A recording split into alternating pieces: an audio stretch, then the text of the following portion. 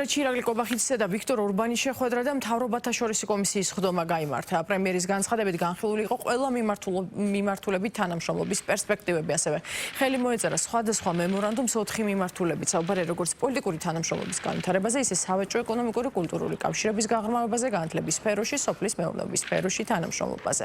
საქართველოს პრემიერთან შეხვედრას სოციალურ ქსელში გამოეხმაურა ვიქტორ ორბანი.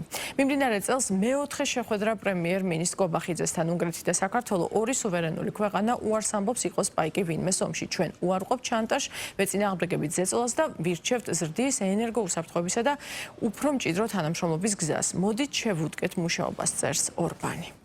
წელს უკვე მეოთხედ ხვდები საქართველოს პრემიერ-მინისტრს ბატონ ირაკლი კობახიძეს. უნგრეთი და საქართველო ორი სუვერენული სახელმწიფოა, რომლებიც უარს ამბობენ ზღვის ომში პაიკებად ქცევაზე.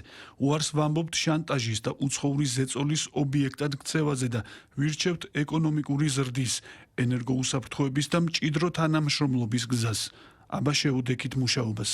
ჩვენ განვიხილეთ აბსოლუტურად ყველა მიმართულებით თანამშრომლობის პერსპექტივები, მთავრობა პრაქტიკულად სრული შემადგენლობით იყო ჩამოსული ბუდაპეშტში და მინისტრები შეხვდნენ კოლეგებს იმისათვის, რომ თითეული მიმართულებით, თითოეულ დარგში განვიხილა როგორც მიღწეული პროგრესი, ასევე სამომავლო თანამშრომლობის პერსპექტივები.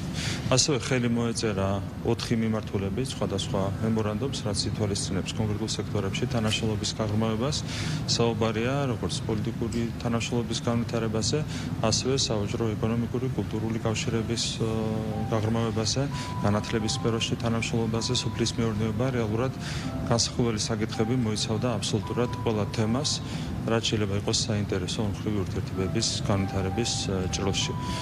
ჩვენ კიდევ ერთხელ გინდა მადლობა გადავუხადოთ უნგრეთს, ჩვენი ქვეყნის განსაკუთრებული მხარდაჭერისთვის. უნგრეთი როგორც მოგეხსენებათ, არის ჩვენი ევროპული ინტეგრაციის ყველაზე ძლიერი მხარდამჭერი. ამისათვის მადლობა უნგრეთის ხელისუფლებას, პირადად პრემიერ-მინისტრს. თქმა უნდა, ჩვენ ყველაფერს გავაკეთებთ იმისათვის, რომ ორმხრივი კავშირები ქვეყნებს შორის კიდევ უფრო მეტად გაძლიერდეს.